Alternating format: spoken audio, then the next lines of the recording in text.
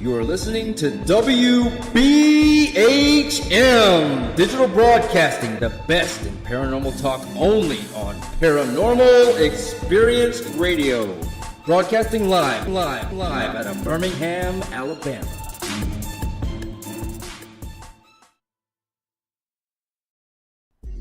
This is Ghost Talk with 187 PI. Sit back and prepare yourselves for an adventure into the paranormal world with host Shelly Robertson and 187 PI research team. Ghost Talk is broadcasting live from Ohio's most haunted jail. Learn about their ongoing research at the jail and abroad, investigation techniques, and their personal encounters. Here is your host of Ghost Talk and 187 PI founder, Shelly Robertson. Good evening, everyone. Welcome to Ghost Talk Radio with me as your host, Shelly Robertson, broadcasting live from Ohio's most haunted jail, the Old Hauntings Jail. Kristin Boyd is joining me tonight, and we will be discussing one of our favorite topics, international serial killers and the hauntings that surround them. I invite all of you, our listening friends out there, to join us in chat at wbhm-db.com, where you can get in on the conversation or ask us any questions you may have. So friends, by now, those who follow and listen to our show, you know the fascination with serial killers we have. So, speaking on serial killers, let's start off by throwing a few statistics out there. That always makes me tongue-tied every time I say that word. And let's see if you can wrap your minds around these, folks. All right, so now we're doing international tonight. So let's see how each country stacks up in the ranks in terms of the most serial killers. All right, you gotta know. The country to produce the most serial killers with no other even remotely comparable is in fact our very own United States. In general, people, serial killers work alone and they kill strangers. One FBI study asserts that since the 20th century, the United States has had roughly 400 serial killers. Approximately 80% of them have killed since 1950. Now, as far as our international serial killer list, the second country to produce the most killers is England with roughly 47 serial killers. And, you know, that's a much smaller amount than the U.S. Then this list continues on with the following 9 more top countries on the serial killer list, and these include Germany, Canada, Italy, Japan, Australia, Russia, South Africa, France, and Mexico. However, another very interesting statistic, all of these countries combined still do not amount to the total of what the U.S. has had. Crazy to think about, isn't it? Really crazy. Oh my gosh. So that may make you all wonder, how many serial killers are out there right now at this very moment? Well, within the United States alone, it's estimated that there are around 25 to 50 active serial killers at all times, with the average killing rate of around 150 people each year. That's quite a lot. And scary. As far as for England, they have roughly 5 to 10 active serial killers at any one given time, with an average killing rate of around 60 people per year. So they are quite a bit behind us as far as serial killers. I mean, this is the land of plenty, right? Yes. Another interesting fact is, based on studies of serial killers, and that's killers who have more than 3 periodic kills, even with cooling off periods. So, and not meaning that they may not have killed them all at once. And this here study was performed by the FBI at their Quantico facility and also U of Penn, and it appears that most of the serial killers are white than non-white. And this seems to be true even in locales where there are an equal or greater numbers of non-Caucasians. Now that's interesting. Yeah, it is. So it's white folks are crazy. Shoot. You may also wonder, why do people become serial killers? Are they born this way? Did something in their childhood create this monster to emerge? What did it take and how did it happen? Unfortunately, there are no real conclusive answers to those questions, but there are some speculations behind each of those questions on how they become serial killers. Many studies have been done, and it concludes that around 60% of all psychopathy is actually inherited. So, folks, DNA appears to be a key factor behind the creation of a serial killer. That's not to say that having a terrible childhood that had severe physical or emotional trauma, or maybe somebody had a horrific accident that occurred in their life, that those kinds of things, when you put that all together with their DNA, is a perfect recipe for some of these killers. Each person is different, and with that comes different circumstances and backgrounds. Most of the serial killers that have had brain scans done show that they have decreased connectivity within their brain that allows most people to process negativity. In easier terms, people, they can feel pain, but they are unable to suffer from emotional hurt, and they pretty much are not empathetic either, pretty much at all. Now, through the years of profiling serial killers, experts have begun to identify key traits that many of them have in common. It is stated that there's 12 key traits of a serial killer, okay? And after you hear some of these, you may know one. I don't know. Sound familiar. Right.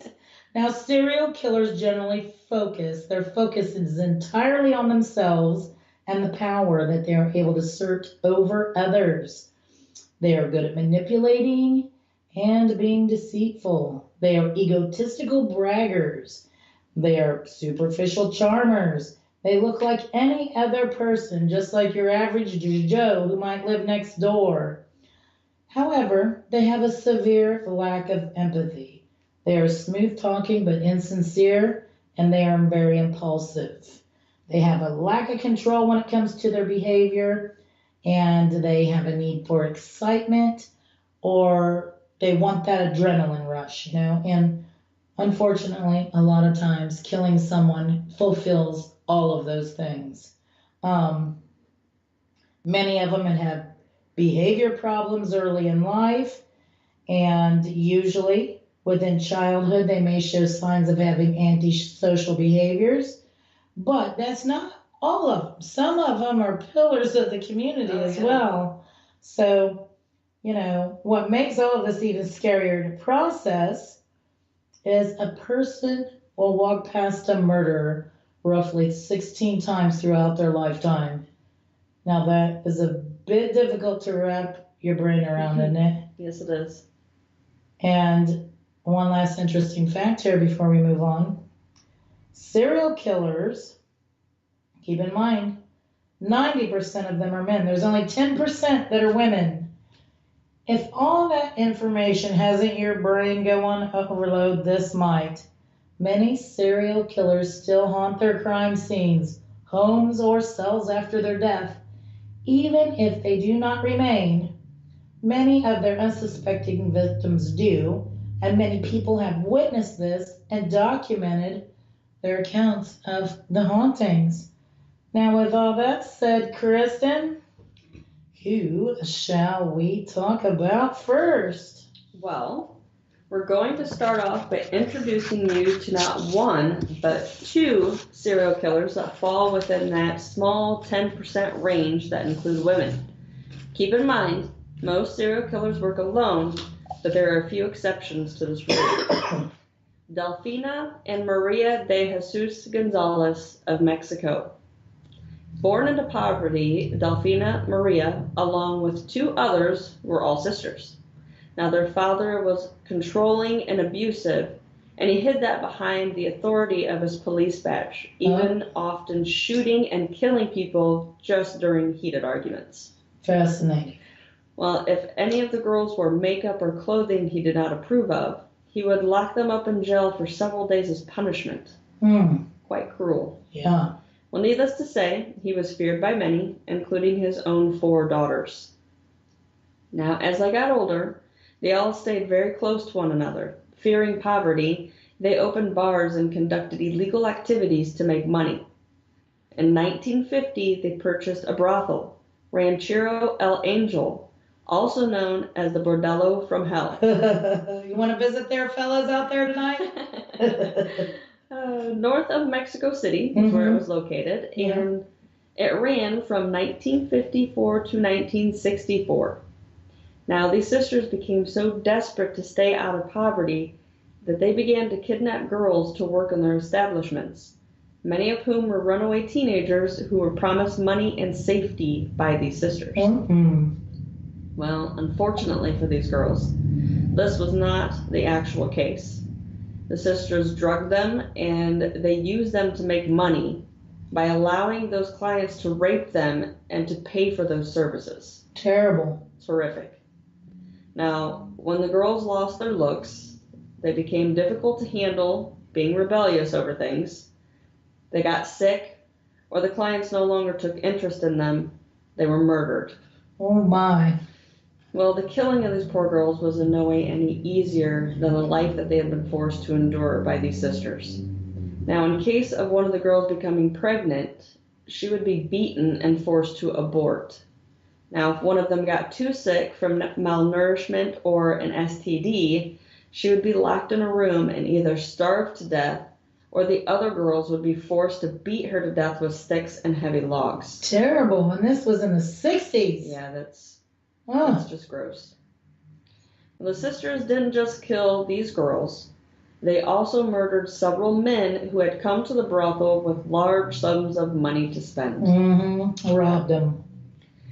Well, at one point, the police were baffled by all the disappearances of young girls. But one day a woman, Josefina, well known in the drug and prostitution world, was arrested. And upon a search, it was found she had a cargo of dozens of young girls, and when in custody, she spilled her guts and confessed that they were bound for the Ranchero El Angel. Oh, my goodness. So, needless to say, the ranch was raided, but by the time the police got there, the Gonzalez sisters had fled. Now, however, they left behind a large number of drugged girls, along with the bodies of 11 men, 80 additional girls, and several fetuses. Oh, terrible. Well, the sisters were finally arrested for the crimes and stood trial in 1964. They were each sentenced to 40 years in prison. Now, that doesn't seem like very much for the crimes they committed. Not really. Delfina, she died while serving her term, but Maria was released, and it is said that she lived out the rest of her life in society as a married woman. In 2002, workers cleared land for a new housing development down the road from the old brothel. They discovered 20 more skeletons within a pit they were clearing, only adding to the already large amount of bodies found from these sinister sisters. Now, although there is no hauntings recorded by any of the sisters themselves, it is said the land that where some of the bodies were dumped and buried are scarred and bear the souls of those who have been brutally taken. Wow. Now, there's a bridge not far from the brothel that a river once ran through, and it is said that many of the fetuses were thrown off this bridge and into the river below, and that some of the bodies and or body parts were disposed of here as well. Encounters from people of this area have claimed to have heard the sounds of chains dragging over what once used to be the bridge. Sights of a very pale young woman with long dark hair wearing an old-style dress have been seen.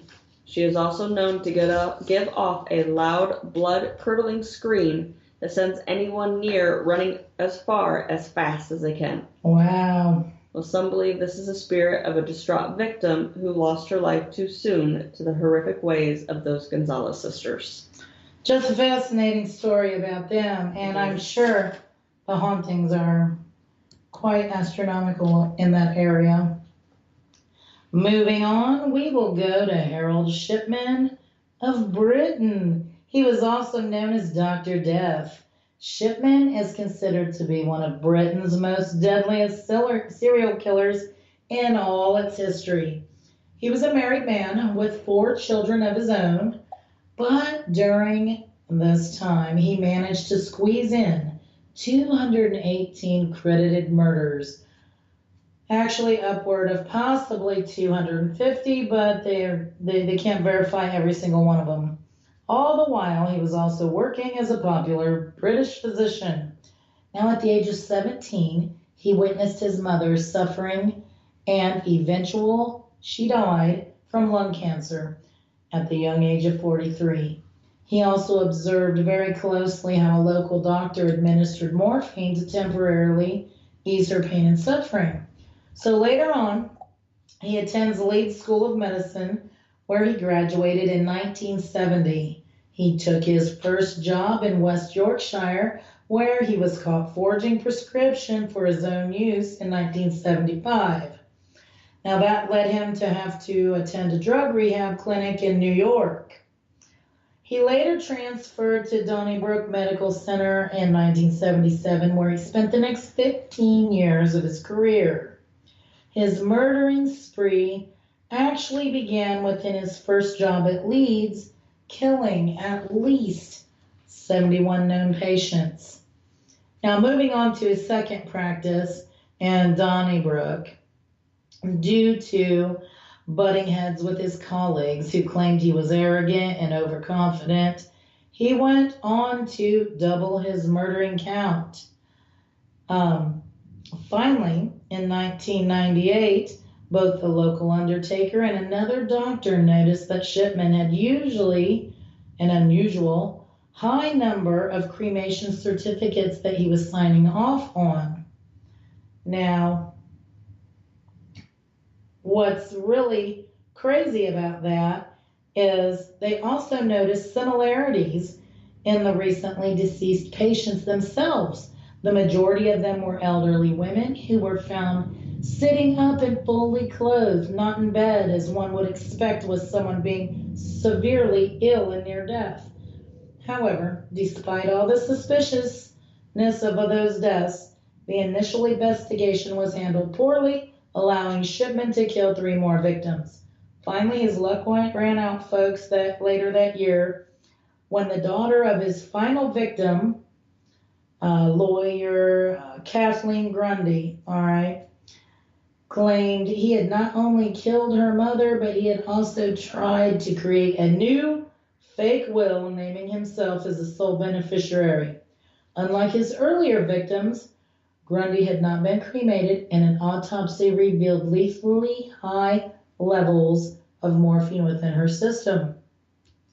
He was formally charged with only 15 of the murders he committed and was convicted and sentenced to life without parole in the year 2000. Shipman died in 2004 after committing suicide by hanging in his cell. He never actually admitted to any of the killings. The cell that he had occupied and killed himself in Wakefield Prison was cell D336, and it is said to be haunted by Shipman's ghost. Roy Whitney, murderer of an 8-year-old girl, was moved to this cell in 2007 and claimed he was too terrified to sleep because it was haunted by Shipman himself. Several other inmates have also reported strange goings-on with noises, and being the most prominent of these occurrences was on the anniversary of Shipman's death. Many more strange things would happen within that cell. They also state that the cell is cursed. Another inmate had hung themselves back in 1987. Needless to say, no inmate wants to be placed within the confinements of this cell, and Whitney did everything in his power to be removed from it. Can't blame him on that. Yeah. And with that information about the good old Dr. Death, we will be right back after this short break with more Ghost Talk. You're listening to Ghost Talk Radio on WBHM Digital Broadcasting.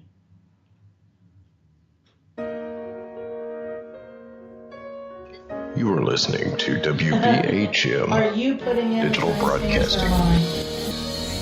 Okay. The best in paranormal talk radio. Just think we read about these people all the time, Kat. You would think we would be morbid and like sitting twiddling our fingers with knives and stuff, looking for victims. Oh, come on. Evil. I'm Southern, but... Girl, you know better, or I'd have killed a couple That'll of people do. already. Hello, I am Kat Hobson, host of Paranormal Experience here on WBHM Digital Broadcasting out of Birmingham, Alabama. I enjoy having guests from all areas of the paranormal, from ghosts to ufology to cryptids and beyond. You'll find some of the best researchers in their fields bringing you some great information. Join me on Wednesday nights from 8 to 10 p. Eastern here on WBHM Digital Broadcasting. Yeah, so I'll drag y'all with me down the murderous Son of a... path. Hey, son. Mother... son? What are you doing? Hey, Mom. I'm getting ready to listen to Periscope Uncensored. By expanding your vocabulary. I'm alright with it. Well, I don't it care is what everyone uncensored. learns. Son, the uncensored part of Periscope Uncensored is Jax and I getting down to brass tacks with all aspects of the paranormal. There's no fluff on our show. So, no off-color commentary? It don't I didn't say that. matter to me. Awesome! News is Son? news, right? I just hit my head. Oh boy. That's right. I'll go That's- get you an that's- ice pack. you got that Catch right. Periscope Oh, shitty, Uncensored so- Thursday nights at 9 p.m. I hope Eastern, my mic's only on down. WBHM Digital Broadcasting. Since 1948, Fate magazine has brought you reports of the strange and unknown, all of them true. Fate Radio is carrying on that tradition, bringing you the unusual, macabre, strange, and bizarre. Join host Kat Hobson Sunday nights from 8 to 10 p.m. Eastern on WBHM Digital Broadcasting.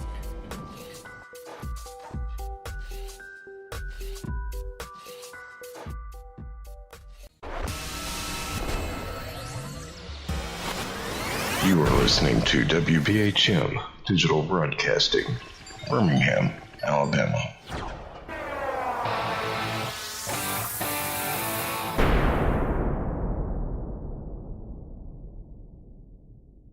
Thank you for listening to WBHM Digital Broadcasting out of Birmingham, Alabama. The time is 23 minutes after the hour. Welcome back to Ghost Talk Radio with me as your host, Shelly Robertson, and joining me is Kristin Boyd. If you just tuned in, we invite you all to join us in chat at WBHM-DB.com, where you can ask us any questions you may have. If you missed the first part of the show, folks, no worries. We are wherever you want to be. You can listen to our show archive on Spreaker, Google Play, iTunes, and iHeartRadio at your leisure. Now, before the break, we were discussing international serial killers and the hauntings that surround them, and we finished up with the notorious Dr. Death Harold Shipman. Who do we have next, Kristin? Well, we have a strange one. His name is Ahmad Siraji, and he's from Indonesia. Oh. This serial killer has a wicked, ghostly twist to it. Mm-hmm. So Ahmad was born January 1949. He worked as a cattle breeder and owned many acres of open land due to his profession. In 1988, the ghost of his father visited him one night within a dream and told him that to become a powerful healer, he would need to kill 70 women and drink their saliva. Disgusting. It is. But you know what? He did. Oh, you. Yeah. Well, he felt that doing what the ghost of his father advised him to do, he would gain more spiritual power to become an even greater healer and shaman. This ended up making him eventually known as the Black Magic Killer. Wow. At first, he did become a very popular healer in his area, to which women would come to him seeking his guidance and healing powers, which of course he would gladly do with a small fee to $200 to $400. With a small fee, $400. Wow. Well, once paid in full, he would begin his spell on them that would eventually lead them to their deaths. Oh my. He would guide them to nearby sugarcane fields and bury them up to their waists, telling them that this was an important requirement for the spell to work. I wouldn't fall for that. I don't think I would either. Well, but once they were buried and couldn't move, he would strangle them to death. Oh my. And while they were dying, he would drink their saliva that dribbled out of their mouths as they were struggling to survive. That almost makes me want to gag That is right disgusting. now. That is disgusting. Yes. Well, once the women had succumbed to death, he would rebury them closer to his home with certain parts of their bodies facing towards it because he felt this gave him extra power. Oh boy. Well, he may have gotten away with this, and he did for many years, but one victim's family became concerned for their daughter when she did not return home. Now, her father knew where she had gone and turned his suspicions into the police. Now, while investigating the claim, the police found the body of a woman in the field near Ahmed's house. After a full investigation, a total of 43 girls and women were found ranging from the ages of 11 to 30. Ew. Little girls. Even, yes. Well, he went to trial and was convicted of the murders in 1998, being sentenced to death by firing squad. His sentence was fulfilled with his execution in July of 2008. Took 10 years for that. Oh my gosh, they could have done that sooner. A lot sooner. Yeah. Well, needless to say, if you have a dream of the ghost of your father telling you to murder someone, I'd advise you not to do such a thing. Oh, yeah, right. Yeah. And do not drink nasty. Well, in this segment of the show, folks, we are going to travel back in history to some very historical and horrific serial killers of their time. So horrific were their acts that centuries later their names are still very well known within history. Books, movies, evil characters have even been made and recreated over the years on account of them and their undeniably unforgettable acts of murder. All right. And I'm sure you're going to know, well, you're going to know where his nickname come from at least. The first one of these gruesome killers would spawn their creation of what would become known as Dracula. and you know, speaking of which, I would love to go visit over there. Oh, I would too. And that's Vlad the Impaler, and he comes from Transylvania, Romania. And that just the location almost sounds like spooky, don't it? Vlad was born in 1431. Vlad's father was the ruler of Wallachia, became known as Dracul, due to be conducted into the Knightly Order, aka also known as the Order of the Dragon. The name Dracul derived from an old Romanian word for dragon. Vlad himself became known as the son of Dracul, hence leading to the well-known name of Dracula, which that's what he became known as. In 1422, Vlad and his brother, they were sent to Sultan Murad II as collateral to the assurance that their father would support Ottoman policies. So this is all, you know, within their ruling reigns, okay? Vlad and his brother, they returned in 1448, being informed that their father had been assassinated. It was then that Vlad embarked on his lifelong quest to regain his father's seat, you know, of power over their realm. In the process of this quest, He became to be truly a fearless warrior, destined to slaughter the families of all those opposed. The thought of him reigning the region, okay? And this guy was so brutal that he, just to create panic and mayhem to his opposing forces, he just embarked on gruesome psychological warfare. Most famously, he impaled his victims on the ends of a sharp spike. In fact, whole towns of people were impaled and left there to send a message to would-be attackers. I can't even imagine coming across that. Just doing that, just to say, don't mess with me. And those people would be innocent, of course. Yes. Sometimes his victims would even be hoisted to the top of the spike, impaled, and left to die slowly, letting gravity drag them down the pole, being left to rot. Gosh. As a warning to others. That is just horrific. gruesome. Now, it was reported that he also enjoyed burning his victims alive, gouging out their eyes, and chopping off their limbs. So if sticking them on a pokey stick wasn't enough, it's also said that he used to drink the blood of his victims, and if that wasn't bad enough, he would also feast next to the remains of the impaled corpses. And it was even reported that he would cook and eat the flesh of some of those who killed. So I guess that's where the Dracula also vampire thing fits in, because he drank their blood. He had some issues. When Vlad's power finally waned, he was captured and held prisoner in the dungeons of Honeyyard Castle. Now, to which a legend states, this drove him further and further to insanity, if he could even go any further, right? Right. He began to torture insects, rats, and other animals while he was imprisoned. Now, not long after his release, he was killed in a battle at the young age of 45. So he did all this junk.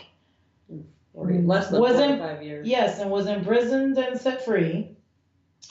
In 1476, it's estimated that he took the lives of over 80,000 people during his attempt to regain his father's seat. Honeyyard Castle, where he was imprisoned, is considered to be the most frightening castle in Europe. And we definitely want to go exactly to there. Yes, we do. Every castle but this one was destroyed by invasion, and that's because people were too afraid to enter this castle in fear of coming face to face with the evil that seemed to lurk within its every corner. People blame a good portion of that evil on the lingering presence of Vlad himself. In fact, renovations of this castle had been started several times. However, every time, workers have fled due to its extreme unease and activity before the renovations could even be completed. So all kinds of strange things would happen, and the workers would flee. I don't blame them. One of the most prominent of all the horror stories of this castle lies in this blood stain that will never go away. Workers have attempted to remove the stain multiple times. It just comes back time and time again. And over the years of all the attempted renovations and everything, the blood stain still remains today. Now, Vlad himself had owned his own castle for a short period of time, renovating it from its near destruction, and it was known as the Porori Castle. Now, unfortunately, it is now in ruins and not visited often by many people. The trip to get to the castle is quite harsh, and it's like a climb up this steep hill with like 1,500 steps, okay? Phew. Yeah, so... You're too tired to investigate once you get there. How many days would it take me to climb up that thing? In a couple? Now, it was originally built in the 13th century, but not owned by Vlad himself until the 15th century. Now, the ghosts of those enslaved and killed in order to refurbish and chisel the stairs into the mountainside Those people are rumored to still haunt the area. Many visitors have claimed to have sighted these ghostly apparitions in the surrounding valley and even within the castle itself. There's also frequent reports of unexplained lights seen in the valley that quickly ascend up to the castle, up the hill, where there's no actual pathway to the castle. The castle is also known to be haunted by Vlad's wife, who he left when the castle became under attack by an enemy army. That's real good of him, too. Leaves his wife behind, right? Wonderful husband. Besides herself not wanting to be captured, all right, she flung herself out one of the castle towers and off the side of the mountain, and she dropped to the river below. Her ghost has been seen spotted by many people roaming around the riverbed and within the castle itself. Wow. Well, now some say this next murder has also helped with the creation of Dracula. She was even dubbed Countess Dracula or Blood Countess by the people of her time. And yes, I said she. Within that 10% range of serial killers being women, this particular female murderer is considered by many to be the most evil and most sadistic to have ever walked this earth. Aha! Well, that is Countess Elizabeth Bathory of Slovakia. Well, that even sounds like it should be spooky, doesn't it? You know? Well, born in 1560 to one of the most powerful Protestant families in Hungary, Elizabeth was the creation of inbreeding, both of her parents being born with the last name of Bathory. Possibly stemming from this, it is said that she suffered early in life with seizures, loss of control, and fits of rage.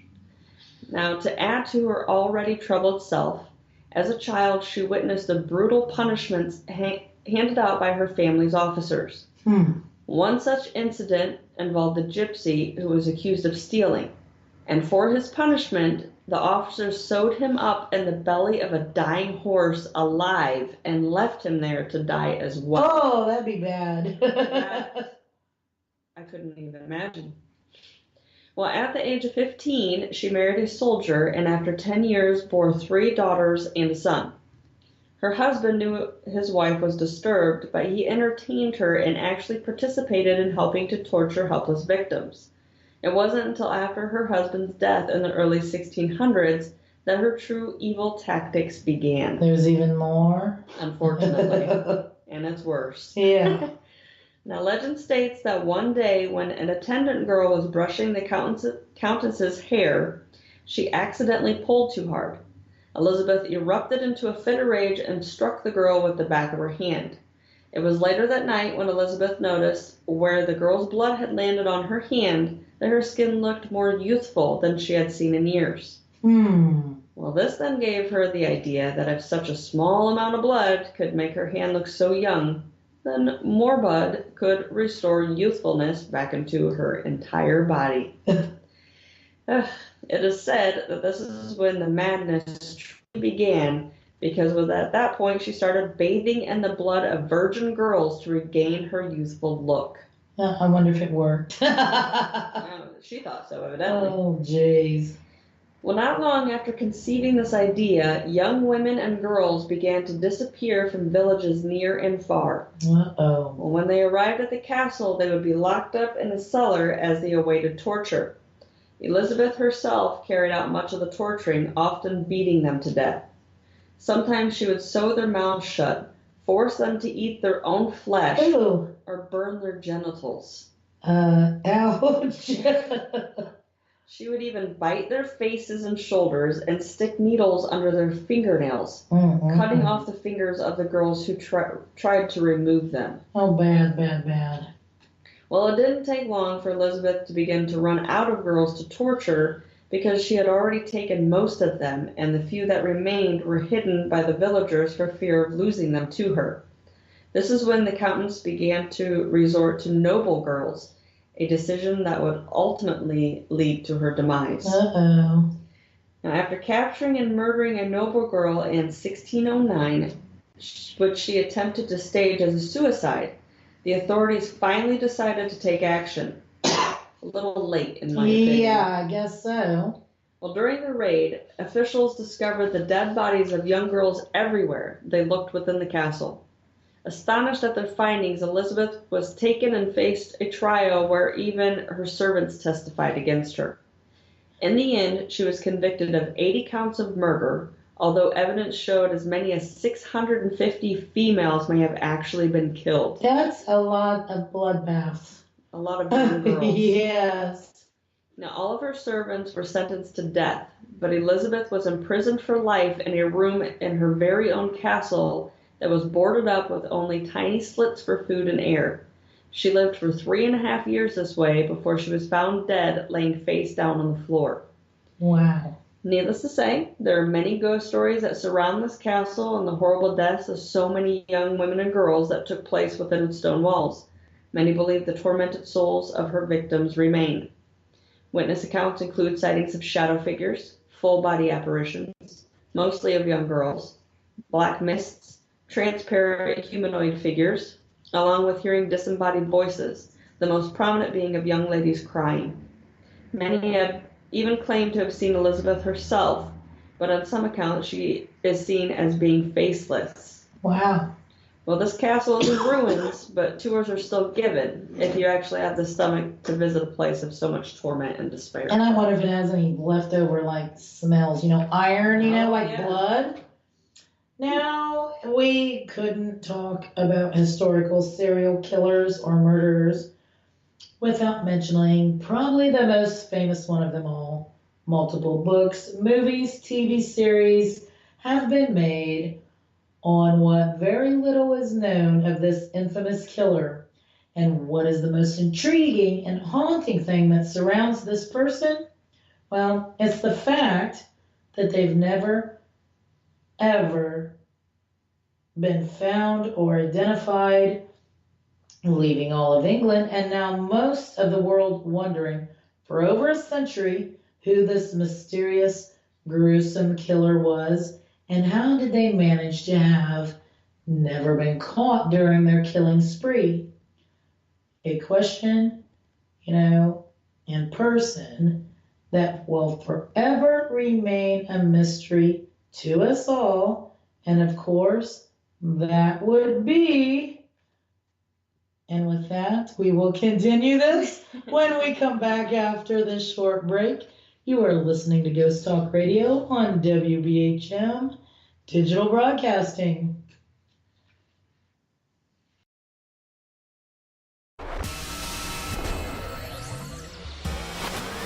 You are listening to WBHM Digital Broadcasting, Birmingham, Alabama.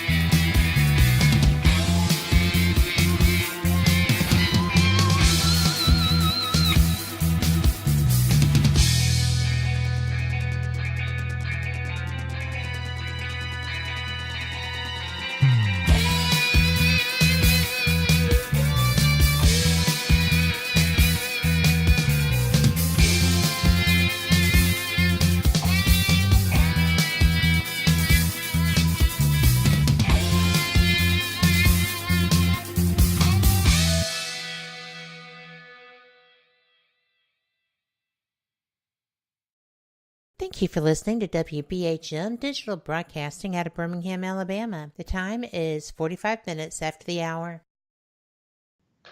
Welcome back to Ghost Talk Radio with me as your host, Shelly Robertson, and joining me is Kristin Boyd.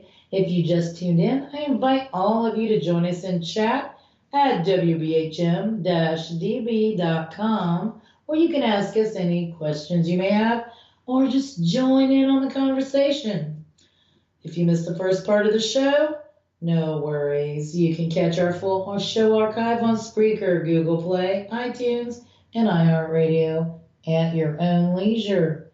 So now, right before the break, we were about to discuss the most infamous, unknown serial killer of all time out of England. And of course, that would be the one and only Jack the Ripper. From 1888 to 1891, a murderer was on the hunt in the impoverished East End of Whitechapel, England. A murderer that terrorized Whitechapel and its residents for 3 years with unimaginable and horrendous vicious attacks among women. In that time frame, he only killed 5 women, but it was speculated that he killed up to 15. Which actually is a small amount compared to most deemed a serial killer. However, it was the way he killed these women that set him apart from so many of the serial killers that came throughout the years to follow. Out of 5 of the chosen women, it should be known that 4 of them was prostitutes, okay? He was thought to possibly either be a butcher or a doctor based on the evidence of weapons used for the killings and the pure knowledge he had to have over the human anatomy. Even by serial killer standards, his murders were done to an extreme. Some of his preferred ways of killing included decapitation, facial, abdominal, and genital mutations, organ removal, and there was even talk and speculation of cannibalism. So he had a little taste. All 5 of the women he murdered took place within a mile of each other in or near the Whitechapel district. And keep in mind, it was a poor district. Another keynote to make of him was that when he committed each murder, he sent notes to the local newspapers and would alert them each time he killed someone. Kind of like saying, look over here, you know. When the killings suddenly stopped, London citizens continued to demand answers, but however, none were ever found, of course. He was never caught, and to this day, nobody truly knows who he was. He truly is the most famous unknown serial killer in history. Of course, with the violent tendencies of his killings, many ghost stories had evolved throughout the years that include his tortured victims and possibly Jack the Ripper himself. One such story takes place on Hanbury Street in Whitechapel. It is actually considered one of the most haunted places to exist in all of London. So if we go to London, Kristin, we gotta go on that street. That's right. Not only has witnesses claimed to have seen him on the street, but Annie Chapman, one of his victims, has been spotted there as well. Of course, since no one knows who Jack the Ripper truly is, witnesses speculate that the man seen around Annie is Ripper himself. This same manly apparition has also been seen at the Ten Bulls pub.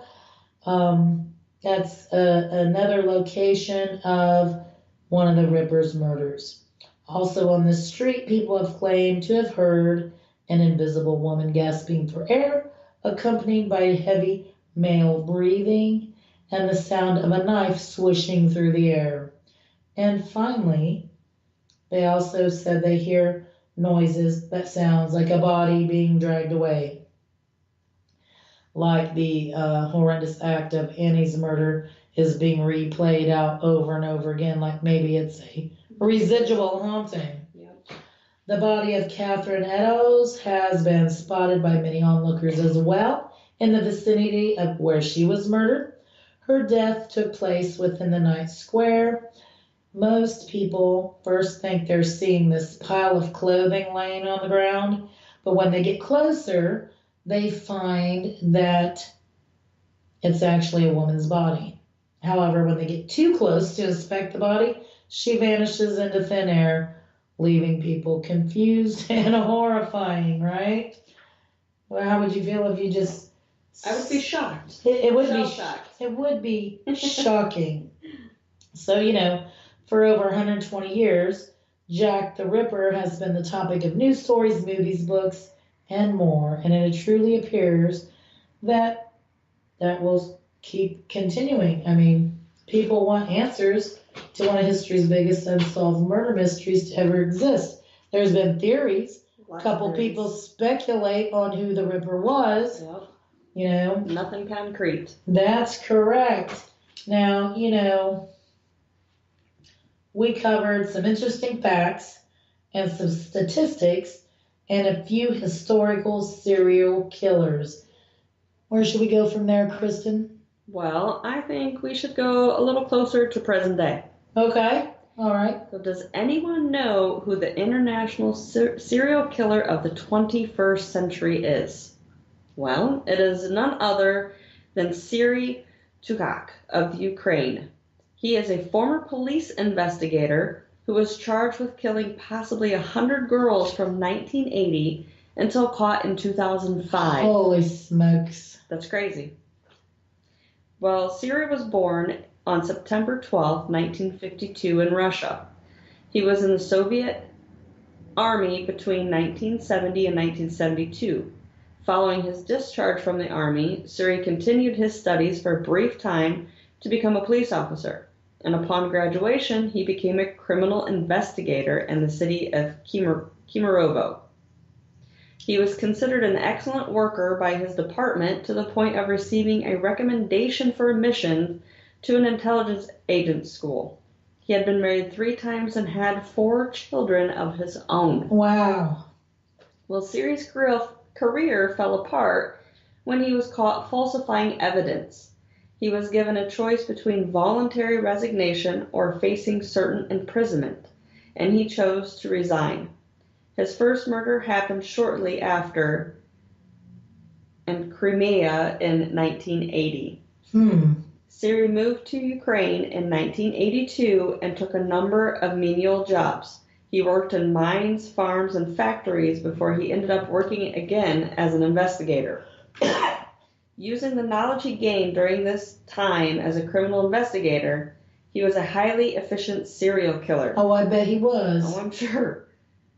He targeted female children and young women aged between 8 and 18.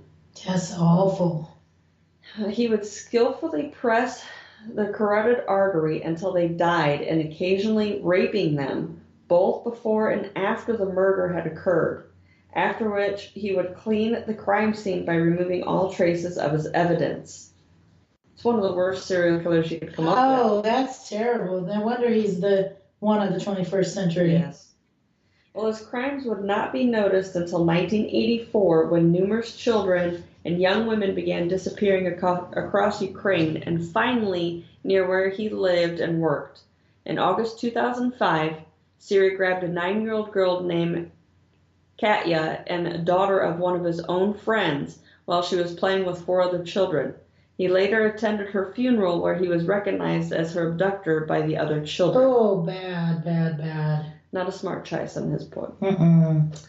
With this information, the police arrested him at his house, and he confessed to not only killing her, but to more than 100 murders and a serial killing spree that had lasted for 2 decades. Terrible, terrible. To the detectives investigating his case, Siri was a sexually motivated psychopath who savored the fame he was receiving from his serial killings. He was convicted and received a life sentence.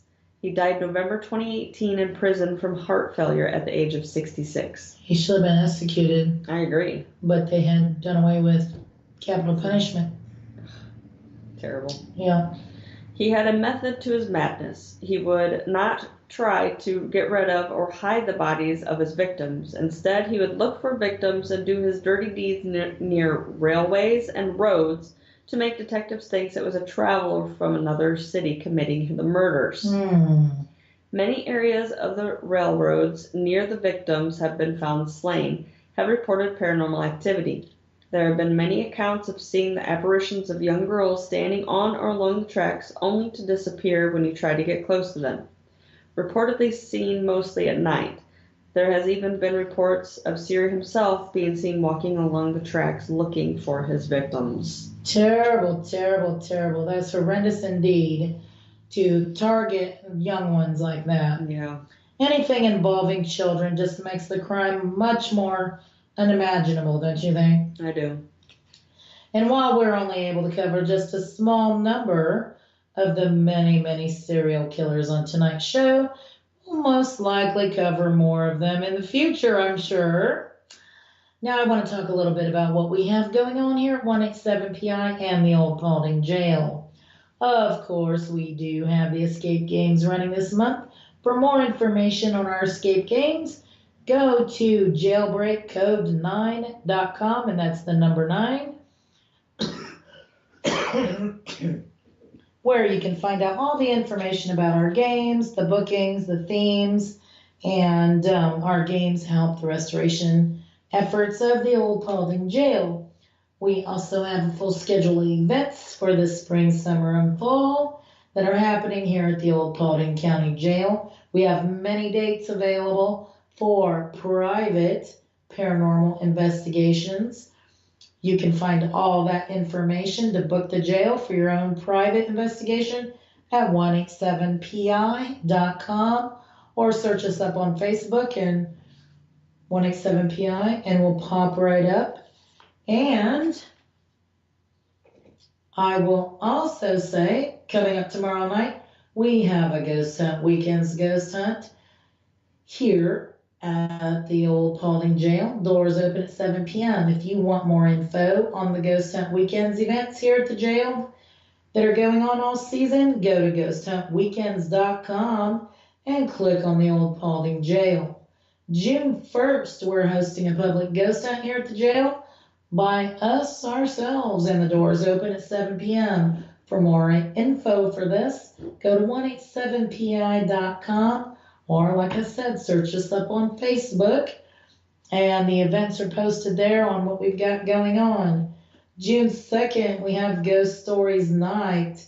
Doors open at 7 p.m., and this is a social event where people who are interested in the paranormal can all get together and swap stories and get to know one another. And it's great just to meet new people. It is. And info can be found on our Facebook page also, or 187pi.com.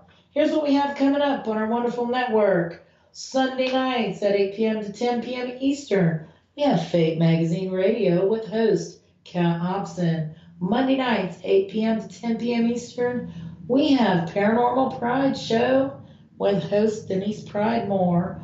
Wednesday nights, 8 to 10 p.m. Eastern, we have Paranormal Experience with host Kat Hobson. These are some fantastic shows with great information and some amazing guests. You'll want to make sure you tune into those. Now, as we come to the close of our show tonight, I don't want you all to get all spooked now that we've been talking about killings and it's starting to get dark in some places. I want to thank each and every one of you, our listening friends out there tonight, for taking time out of your busy schedules to listen to our live broadcast. Thank you so much. I hope you all have a great evening and a fantastic holiday weekend. Good night, everyone. Good night.